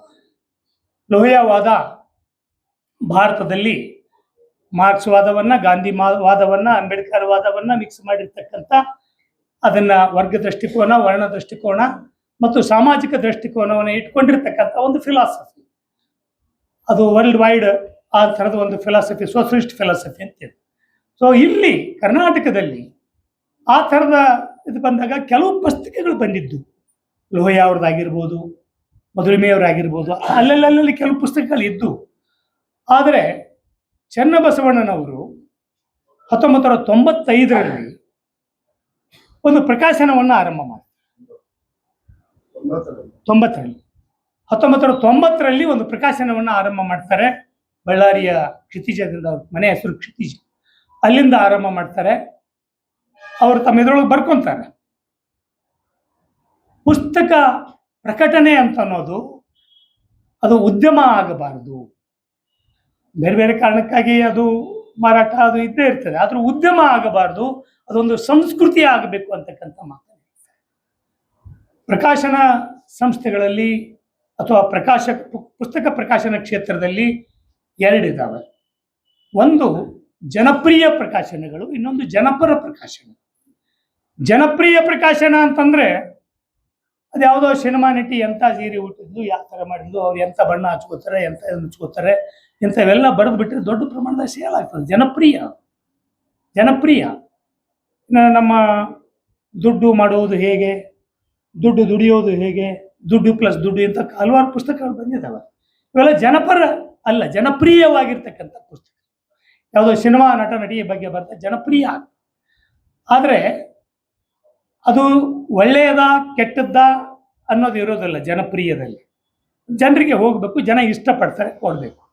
ಆದರೆ ಯಾವುದನ್ನು ಕೊಡಬೇಕು, ಯಾವುದು ಈ ಸಮಾಜಕ್ಕೆ ಒಳ್ಳೆಯದು, ಜಾತಿ ಧರ್ಮ ಮೇಲು ಕೀಳು ಲಿಂಗಭೇದ ತುಂಬಿರ್ತಕ್ಕಂಥ ಈ ಸಮಾಜಕ್ಕೆ ಯಾವ ಥರದ ಚಿಂತನೆಗಳು ಬೇಕು, ಅಥವಾ ಯಾವ ಥರದ ಚಿಂತನೆಗಳು ಬಂದಿದ್ದಾವೆ, ಅದನ್ನು ಹೇಗೆ ನಾವು ಸಂಗ್ರಹಿಸಿಕೊಡ್ಬೇಕು ಅನ್ನೋದನ್ನು ಆಲೋಚನೆ ಮಾಡಿ ಜನಪರವಾಗಿರ್ತಕ್ಕಂಥ ಪ್ರಕಾಶನವನ್ನು ಆರಂಭ ಮಾಡಿದವರು ಚನ್ನಬಸವಣ್ಣ. ಅವರು ಬರೀ ಬ್ಯಾಂಕ್ ಎಂಪ್ಲಾಯಿ ಆಗಿದ್ದುಕೊಂಡು ರಿಟೈರ್ ಆಗಿ ನೆಮ್ಮದಿ ಜೀವನ ಮಾಡ್ಬೋದಾಗಿತ್ತು. ಆದರೆ ಈ ಪ್ರಕಾಶನ ಸಂಸ್ಥೆಯನ್ನು ಆರಂಭ ಮಾಡಿ, ಆ ಪ್ರಕಾಶನ ಸಂಸ್ಥೆಯ ಮೂಲಕ ಕರ್ನಾಟಕದ ಕನ್ನಡ ನಾಡಿನ ಬರೀ ಲೋಹಿಯಾ ಚಿಂತನೆ ಮಾತ್ರ ಅಲ್ಲ, ಲೋಹಿಯಾ ಆಗಿರ್ಬೋದು, ಬೇರೆ ಬೇರೆ ಲೋಹಯವಾದಿ ಚಿಂತಕರು ಭಾಳ ಜನ ಇದ್ದಾರೆ ನಮ್ಮಲ್ಲಿ. ಆ ಥರದವರ ಚಿಂತನೆಗಳನ್ನು ಕನ್ನಡಕ್ಕೆ ತರೋದು ಒಂದು. ಇನ್ನೊಂದು ಪ್ರಗತಿಪರವಾಗಿರ್ತಕ್ಕಂಥ ಹಲವಾರು ಕೃತಿ, ಈಗಾಗಲೇ ಹೇಳಿದ್ರು, ರಂಜಾನ್ ದಗ್ಗಾ ಅವರ, ಬಸವಣ್ಣನವರು ಕೂರ್ತಿರ್ತಕ್ಕಂಥ ಕೃತಿಗಳು, ಅಂಬೇಡ್ಕರ್ ಅವರು ಕೂರ್ತಕ್ಕಂಥ ಕೃತಿಗಳು, ಇವನ್ ಗಾಂಧಿಯವರು ಕೂರ್ತಕ್ಕಂಥ ಕೃತಿಗಳು, ಸುಮಾರು 200ಕ್ಕಿಂತ ಹೆಚ್ಚು ಪುಸ್ತಕಗಳನ್ನು ಅವ್ರು ತೊಗೊಂಡ್ಬಂದಿದ್ದಾರೆ. ಅಲ್ಲಿ 2002ರಲ್ಲಿ ಅವರು ತಾಯಿ ತೀರುವುದಾಗ ಅವ್ರು ಇನ್ನೂ ಒಂದು ಆಲೋಚನೆ ಮಾಡ್ತಾರೆ. ಅವ್ರ ತಾಯಿ ತೀರೋದಾಗ ಅವರು ಇದೇ ಥರ ಒಂದು ದತ್ತಿ ಮಾಡಿ ಚಿಕ್ಕನಗೌಡರು, ನಾಗನಗೌಡ, ಶಿವಮ್ಮ ದತ್ತಿ ಅಂತ ಒಂದು ಮಾಡಿ ಅದರ ಮೂಲಕ ಒಂದು ಪ್ರಕಟಣೆ. ಇದು ಪುಸ್ತಕ ಪ್ರಕಾಶನ ಅದು ನಡೀತಾನೆ ಇರ್ತದೆ. ಆದರೆ ಶಬ್ದಶಃ ದಾಸೋಹ, ನಿಜವಾದ ಅರ್ಥದಲ್ಲಿ ದಾಸೋಹ ಮಾಡ್ತಕ್ಕಂಥ ಒಂದು ವೇದಿಕೆಯನ್ನು ಆರಂಭ ಮಾಡ್ತಾರೆ. ಅದು ಚಿಕ್ಕನಗೌಡರು, ನಾಗನಗೌಡ, ಶಿವಮ್ಮ ದತ್ತಿ ಪ್ರಕಟಣೆ ಪುಸ್ತಕಗಳು. ಅಲ್ಲಿ ಪುಸ್ತಕಗಳನ್ನು ಪ್ರಕಟಣೆ ಮಾಡ್ತಾರೆ. ಪ್ರತಿ ವರ್ಷಕ್ಕೆ ಒಂದು ಮಹತ್ವದ ಪುಸ್ತಕವನ್ನು ಪ್ರಕಟಣೆ ಮಾಡಿ ಅದನ್ನು ಸಾಮಾನ್ಯವಾಗಿ ಎಲ್ಲರೂ ಅತ್ಯಂತ ಕಡಿಮೆ ರೇಟ್ನೊಳಗೆ ಎಲ್ರಿಗೂ ಕೊಡೋದು. ಯಾರೋ ಕೇಳಿದ್ರಂತ ಅವ್ರಿಗೆ, ಅಲ್ಲಯ್ಯ 30 ರೂಪಾಯಿಗೊಂದು 15 ರೂಪಾಯಿಗೊಂದು ಪುಸ್ತಕ ಕೊಡ್ತಾ ಇದೆಯಾ, ತೆಂಗಿನಕಾಯಿನೇ 30 ರೂಪಾಯಿ ಆಗ್ತದೆ, ನಿನ್ನ ಪುಸ್ತಕಕ್ಕೆ 15 ರೂಪಾಯಿ ಕೊಡ್ತೀರಲ್ಲ. ಅವ್ರು ಹೇಳ್ತಾರೆ, ನೀವೆಲ್ಲರೇ ಮದುವೆಗೆ ಹೋದಾಗ, ಯಾರು ನಾಮಕರಣಕ್ಕೆ ಹೋದಾಗ, ಇನ್ಯಾವುದೋ ಶ್ರೀಮಂತ ಕಾರ್ಯಕ್ರಮಕ್ಕೆ ಹೋದಾಗ ಇದೊಂದು ಪುಸ್ತಕ ಅವ್ರಿಗೆ ಕೊಡಿ. ಅಂದರೆ ಪುಸ್ತಕ ಸಂಸ್ಕೃತಿಯನ್ನು ಬೆಳೆಸ್ತಕ್ಕಂಥ ಒಂದು ರೀತಿ ಇದೆಯಲ್ಲ, ಆ ಪುಸ್ತಕ ಸಂಸ್ಕೃತಿಯನ್ನು ಬೆಳೆಸ್ತಕ್ಕಂಥ ರೀತಿಗೆ ಒಂದು ಹೊಸ ಮಾದರಿಯನ್ನು ಕೊಟ್ಟವರು ಚನ್ನಬಸವಣ್ಣನವರು ಕರ್ನಾಟಕ. ಸೊ ನಾವು ನವ ಕರ್ನಾಟಕ ಪ್ರಕಾಶನದ ಮೂಲಕ ಅಲ್ಲಿ ಒಂದು ಟೈಟಲನ್ನು ಹಾಕಿದ್ವಿ ಮೊದಲು. ಏನಂದರೆ ಪುಸ್ತಕಗಳ ಮೂಲಕ ಮಾನವ ಕುಲದ ಸೇವೆ. ನಮ್ಮ ನವ ಕರ್ನಾಟಕದ ಟೈಟಲ್. ಪುಸ್ತಕಗಳ ಮೂಲಕ ಮಾನವ ಕುಲದ ಸೇವೆ. ಹಾಗೆ ಚನ್ನಬಸವಣ್ಣವರು ಟೈಟಲ್ ಇಟ್ಕೊಂಡಿಲ್ಲ, ಅವ್ರನ್ನ ಅಕ್ಷರ ದಾಸೋಹಿ ಅಂದರೆ ಭಾಳ ದೊಡ್ಡ ಕೆಲಸ ಅಂತ ನಾನು ತಿಳ್ಕೊಳ್ತೇನೆ. ಯಾಕೆಂತಂದರೆ ಅವರು ಬರೀ ವ್ಯಾಪಾರಿ ದೃಷ್ಟಿಯಿಂದ ಅಂದರೆ ಅವರು ಸಾಲ ತಗೊತಾರೆ ಬ್ಯಾಂಕ್ನೊಳಗೆ. ಬಹುಶಃ ಬ್ಯಾಂಕ್ನವ್ರಿಗೆ ಅವರು ಬ್ಯಾಂಕ್ನಾಗ ಇರೋದ್ರಿಂದ ಸಾಲ ಕೊಟ್ಟರು ಗೊತ್ತಿಲ್ಲ. ಸೊ ಅವ್ರು ಬ್ಯಾಂಕಿನೊಳಗೆ ಸಾಲ ತಗೊಂಡು ಪುಸ್ತಕ ಪ್ರಕಟಣೆ ಮಾಡಿ ಈ ಒಂಥರ ಲಾಸ್ ಆದಷ್ಟು ಸಂತೋಷ ಅಂತಾರಲ್ಲ, ಮೈ ಮೇಲೆ ಏಟು ಬಿದ್ದಷ್ಟು ಸಂತೋಷ, ಆ ಥರ ಅವರು ಹಾನಿಯನ್ನು ಅನುಭವಿಸಿಯೂ ಸಹಿತ ಅವರು ಇದನ್ನು ಪ್ರಕಾಶನವನ್ನು ಮುಂದುವರ್ಸ್ಕೊಂಡು ಬಂದಿದ್ದಾರೆ. ಸೊ ಅದರಲ್ಲಿ ಹಲವಾರು ಇದ್ದಾವೆ. ನಮ್ಮ ಸರ್ಜಿಯವರು ಬರೆದಿರ್ತಕ್ಕಂಥ ಪಾಟೀಲ್ ಪುಟ್ಟಪ್ಪನವರು ಆ ಪುಸ್ತಕಗಳಾಗಿರ್ಬೋದು, ಇಲ್ಲಿ ಇರ್ತಕ್ಕಂಥ ಹಲವಾರು ಜನ ಸಾಧಕರ ಪುಸ್ತಕ, ಎಲ್ಲರ ಪುಸ್ತಕಗಳು ಅಂದರೆ ಕರ್ನಾಟಕದ ಪ್ರಗತಿಪರ ಚಿಂತಕರ ಪುಸ್ತಕಗಳು ಒಂದು ಕಡೆ. ಇನ್ನೂ ಒಂದು ಮಹತ್ವದ ಕೆಲಸ ಅವ್ರು ಮಾಡ್ತಾ ಇರೋದು, ಕೆಲವರು ಒಳ್ಳೆಯ ಕವಿಗಳು ಒಳ್ಳೆಯ ಸಾಹಿತ್ಯಗಳು ಇರ್ತಾರೆ. ಒಳ್ಳೆಯ ಕವಿಗಳು ಒಳ್ಳೆಯ ಸಾಹಿತ್ಯಗಳಿದ್ದಾಗ ಅವರಿಗೆ ಒಂದು ರಿಕಗ್ನೈಸೇಷನ್ ಇರೋದಿಲ್ಲ, ಒಂದು ಐಡೆಂಟಿಟಿ ಇರೋದಿಲ್ಲ, ಅವ್ರಿಗೆ ಎಲ್ಲಿ ಹೋಗಬೇಕು ಏನು ಮಾಡಬೇಕು ಅಂತ ಗೊತ್ತಿರೋದಿಲ್ಲ. ಅಂಥವ್ರನ್ನ ಗುರುತಿಸಿ, ಒಂದು ಗೊತ್ತಿರೋದಿಲ್ಲ, ಎರಡನೇದು ಅವರಿಗೆ ವಿಚಾರಗಳಿರ್ತವೆ, ಬರಹ ಇರ್ತದೆ, ಆದರೆ ಪ್ರಿಂಟ್ ಮಾಡೋಕ್ಕೆ ದುಡ್ಡು ಇರೋದಿಲ್ಲ. ಸೊ ಅಂಥವ್ರನ್ನ ಗುರುತಿಸಿ ಅವ್ರಿಗೆ ಹೋಗಿ ಅವ್ರ ಮನೆಗೆ ಹೋಗಿ ಅವ್ರ ಕೃತಿಗಳನ್ನು ತೊಗೊಂಬಂದು ಪ್ರಿಂಟ್ ಮಾಡಿ ಲೋಕಕ್ಕೆ ಪರಿಚಯ ಮಾಡಿಸಿರ್ತಕ್ಕಂಥ ಒಂದು ಕೀರ್ತಿ ಚನ್ನಬಸವಣ್ಣವರಿಗೆ ಸಲ್ಲುತ್ತೆ. ನಮ್ಮ ಬಸವರಾಜ ಕಟ್ಟಿಮನಿಯವರು, ಅವರು ಯಾವುದಾರ ಒಂದು ಪೇಪರ್ನೊಳಗೆ ಒಂದು ಕವನ ಬಂದರೆ ಆ ಕವನದ ಅಡ್ರೆಸ್ಸನ್ನು ನೋಟ್ ಮಾಡಿಕೊಂಡು ಮಾರನೇ ದಿನ ಆ ಕವಿಗಳು ಹುಡುಕಾಡ್ಕೊಂಡು ಹೋಗಿದ್ರು. ಹುಡುಕಾಡ್ಕೊಂಡು ಹೋಗಿ ಅವ್ರ ಮನೆಗೆ ಕೋಲ್ ತೊಗೊಂಡು ಮನೆ ಬಾಗಿಲ ಬಡದು ಅದನ್ನು ಓದಿ, ಆ ಕವನ ಅವ್ರ ಮುಂದೆನೇ ಓದಿ ಚೆನ್ನಾಗಿದೆ ಅಂತ ಅಪ್ರಿಸಿಯೇಟ್ ಮಾಡಿ ಬರ್ತಾ ಇದ್ರು. ಈ ಥರ ಪ್ರತಿಭೆಗಳನ್ನು ಗುರುತಿಸೋದು, ಪ್ರತಿಭೆಗಳನ್ನು ಪ್ರೋತ್ಸಾಹಿಸೋದು ಮತ್ತು ಪ್ರತಿಭೆಗಳನ್ನು ಬೆಳೆಸ್ತಕ್ಕಂಥ, ಅದು ಸಾಹಿತ್ಯಿಕ ಲೋಕದಲ್ಲಿ ಅದನ್ನು ಭಾಳ ದೊಡ್ಡ ಕೆಲಸವನ್ನು ಚನ್ನಬಸವಣ್ಣವ್ರು ಮಾಡಿದ್ದಾರೆ. ಮತ್ತು ಅವರು ಬರೀ ಪ್ರಕಾಶಕರಲ್ಲ, ಅಥವಾ ಅದು ಎಷ್ಟೇ ಜನಪರವಾಗಿದ್ದು ಬರೀ ಪ್ರಕಾಶಕರಲ್ಲ, ಅವರು ಒಂದು ಸಾಮಾಜಿಕ ಚಳವಳಿಯ ಭಾಗವಾಗಿದ್ದರು. ಬಂಡಾಯ ಸಾಹಿತ್ಯ ಚಳವಳಿ 1980ರಿಂದ ಆ ಚಳವಳಿಯ ಭಾಗವಾಗಿದ್ದು ನಾನು ಅವತ್ತಿನೂ ನೋಡ್ತಾ ಇದ್ದೀನಿ. ಬಂಡಾಯ ಸಾಹಿತ್ಯ ಚಳವಳಿಯ ಮುಂಚೂಣಿಯಲ್ಲಿದ್ದವರು ಅವರೇನೇ ಒಂದು ಸಾಹಿತ್ಯ ಸಮ್ಮೇಳನವನ್ನು ಬಳ್ಳಾರಿಯಲ್ಲಿ ಮಾಡಿದರು. ಮತ್ತು ಅಲ್ಲಿರ್ತಕ್ಕಂಥ ಹಲವಾರು ಗೆಳೆಯರಿಗೆ, ಯಾರು ಜೂನಿಯರ್ಗಳು ಬಂದಿದ್ದಾರೆ, ಇನ್ಕ್ಲೂಡ್ ರವಿ ಬೆಳಗೇರಿ ಅವರು ಆದಿಯಾಗಿ ಇವರ ಚಿಂತನೆಯ ಪ್ರಭಾವಕ್ಕೆ ಅವರು ಹೋಗಿದ್ದಾರೆ. ಅಲ್ಲಿಂದನೇ ರವಿ ಬೆಳಗೇರಿ ಮುಂದೆ ಇಲ್ಲಿ ಕರ್ನಾಟಕ ಯೂನಿವರ್ಸಿಟಿಗೆ ಬಂದು ಆಮೇಲೆ ಮತ್ತೆ ಬಳ್ಳಾರಿಗೆ ಹೋದ್ರು. ಅಂದರೆ ಈ ಥರದ ವ್ಯಕ್ತಿಗಳು ಇರೋದರಿಂದ ಬಳ್ಳಾರಿ ಅಂತ ಅದಕ್ಕೆ ಏನು ಅನ್ಬೇಕು, ಇತ್ತೀಚಿನ ಪರಿಭಾಷೆ ಒಳಗೆ ಗೊತ್ತಿಲ್ಲ, ಗಣಿಗಳ್ಳರ ನಾಡಿನಲ್ಲಿ, ಬಳ್ಳಾರಿ ಅಂತ ಗಣಿಗಳ್ಳರ ನಾಡಿನಲ್ಲಿ ದೀಪ ಹಿಡಿದು ಸತ್ಯವನ್ನು ಹುಡುಕಾಡಕ್ಕೆ ಹೊರಟಿರ್ತಕ್ಕಂಥ ಒಬ್ಬ ಚನ್ನಬಸವಣ್ಣ ಇವತ್ತು ನಮ್ಮ ಮುಂದಿದ್ದಾರೆ. ಒಬ್ಬರು ಸೃಜನಶೀಲವಾಗಿ ತಮ್ಮ ವ್ಯಕ್ತಿತ್ವವನ್ನು ರೂಪಿಸಿಕೊಂಡಿರ್ತಕ್ಕಂಥ ಡಾಕ್ಟರ್ ವೀಣಾ ಶಾಂತೇಶ್ವರ್ ಅವರು, ಹಾಗೆ ಈ ಥರದ ಸೃಜನಶೀಲ ಪ್ರತಿಭೆಗಳ ಮೇಲೆ ಪ್ರಕಾಶವನ್ನು ಚೆಲ್ಲಿ ಪ್ರಕಾಶನ ಮಾಡ್ತಕ್ಕಂಥ ಚನ್ನಬಸವಣ್ಣನವರು. ಸೊ ಅವರು ಇವತ್ತು ಈ ಒಂದು ಅಭಿನಂದನೆಗೆ ಒಳಗಾಗಿದ್ದಾರೆ. ಸೊ ಅವರಿಬ್ಬರಿಗೂ ನಾನು ಅತ್ಯಂತ ಪ್ರೀತಿಯಿಂದ ನಿಮ್ಮೆಲ್ಲರ ಪರವಾಗಿ, ಕನ್ನಡ ನಾಡಿನ ಪರವಾಗಿ ಮತ್ತು ಕನ್ನಡ ಸಾಹಿತ್ಯ ಚಿಂತನೆ ಓದುಗರ ಪರವಾಗಿ ಅಭಿನಂದನೆಗಳನ್ನು ಸಲ್ಲಿಸ್ತೇನೆ. ನಿಮ್ಮ ಸೇವೆ ಹೀಗೆ ಮುಂದುವರಿಲಿ, ನಿಮ್ಮ ಆರೋಗ್ಯ ನಿಮ್ಮ ಸೇವೆಗೆ ಪೂರಕವಾಗಿರಲಿ ಅಂತ ಹೇಳಿ ನಿಮಗೆ ಶುಭಾಶಯಗಳು ಕೊಟ್ಟು ನಮಸ್ಕಾರ. ಪುಸ್ತಕಗಳನ್ನು ಬಿಡುಗಡೆ ಮಾಡುವ ಸಮಾರಂಭಗಳನ್ನು ಆಯೋಜಿಸಿ ಎಲ್ಲಿಯೂ ಚ್ಯುತಿ ಬರದಂತೆ ನಡೆಸಿದ ಕರ್ತೃತ್ವ ಶಕ್ತಿ ಅವರದು. ಕನ್ನಡದಲ್ಲಿ ಇಂಥದೊಂದು ಉಪಕ್ರಮಕ್ಕೆ ಬಹುಶಃ ಅವರೊಬ್ಬರೇ ಉದಾಹರಣೆಯಾಗಿರುವುದು ವಿಶೇಷ. ಪ್ರಕಾಶನದ ಕಾರ್ಯವನ್ನು ತಮ್ಮ ಧರ್ಮವೃತ್ತಿ ಎಂದೇಳಿ ತಿಳಿದಿರುವ ಚನ್ನಬಸವಣ್ಣ ಆ ಕೆಲಸವನ್ನು ಖುದ್ದಾಗಿ ನಿಂತು ಮಾಡುತ್ತಾ ಬಂದವರು. ತಾವು ಹೊರತರುವ ಗ್ರಂಥಗಳ ಒಳಹೂರಣ ಮತ್ತು ಹೊರ ಆವರಣ ಎರಡಕ್ಕೂ ಸಮಾನವಾದ ಮಹತ್ವ ಕೊಟ್ಟ ಅವರು ಕನ್ನಡದಲ್ಲಿ ಸಮಾಜವಾದಿ ಧೋರಣೆಯ ಸೃಜನಶೀಲ ಮತ್ತು ಸೃಜನೇತರ ಸಾಹಿತ್ಯದ ಪ್ರಕಟಣೆಯಲ್ಲಿ ಒಂದು ಮಹತ್ವದ ದಾಖಲೆಯನ್ನೇ ಮಾಡಿದ್ದಾರೆ. ನಿಜಾರ್ಥದಲ್ಲಿ ಅವರು ಅಕ್ಷರ ದಾಸೋಹಿ. ಕನ್ನಡ ನಾಡು, ನುಡಿ, ಸಾಹಿತ್ಯ, ಸಂಸ್ಕೃತಿ, ಕಲೆ ಎಲ್ಲವುಗಳ ಬಗೆಗೆ ಹೃದಯಸ್ಥ ಕಾಳಜಿ ಹೊಂದಿರುವ ಚನ್ನಬಸವಣ್ಣ ಲೋಹಿಯ ಅವರ ಸಮಾಜವಾದಿ ಸಿದ್ಧಾಂತವನ್ನು ತಮ್ಮ ಬದುಕಿನ ಉಸಿರನ್ನಾಗಿಸಿಕೊಂಡಿದ್ದಾರೆ.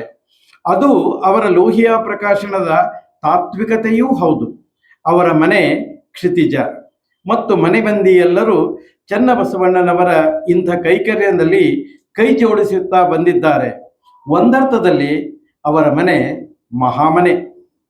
ಬದುಕು, ವೃತ್ತಿ, ಪ್ರವೃತ್ತಿ, ಪ್ರಕಾಶನ ಸಂಸ್ಥೆ ಈ ಎಲ್ಲವುಗಳಲ್ಲೂ ಸೈದ್ಧಾಂತಿಕ ಬದ್ಧತೆ ಮತ್ತು ಸಾಮುದಾಯಿಕ ಪ್ರಗತಿಯ ಆಶಯವನ್ನಿಟ್ಟುಕೊಂಡೇ ಕೆಲಸ ಮಾಡುತ್ತಾ ಬಂದ ಚನ್ನಬಸವಣ್ಣ ಅವರಿಗೆ ಈಗ 77.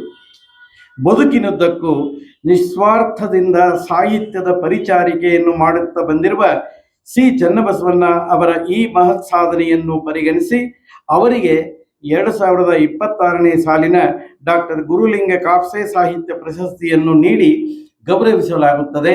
ಅವರಿಗೆ ತಮ್ಮೆಲ್ಲರ ಪರವಾಗಿ ಅಭಿನಂದನೆಗಳು.